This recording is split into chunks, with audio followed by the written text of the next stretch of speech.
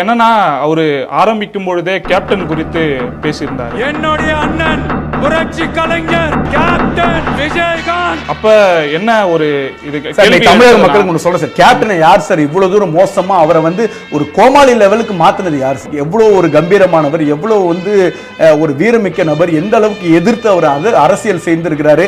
அம்மையார் இருக்கும்போதும் சரி, கலைஞர் இருக்கும்போது சரி, அவருடைய அரசியல் எந்த அளவுக்கு இருந்ததுன்றது எல்லாருக்குமே தெரியும்.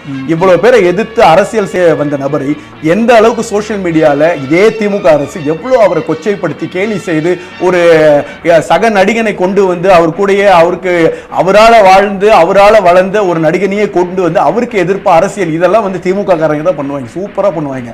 கொண்டு எதிர்ப்பு அரசியல் கொண்டு அவர் பேச வச்சு இவ்வளவு தூரம் கீழ்த்தரமா நடந்துகிட்டு அவரை கடைசியில் அவர் நினைச்ச ஒரு லட்சிய பாதையில, ஆனாலும் அவர் ஜெயிச்சார் தான். எதிர்கட்சி தலைவரா நின்று அத்தனை பேருக்கு சவால் விட்டு நான் யாருன்னு அவர் ப்ரூவ் பண்ணவர் தான்.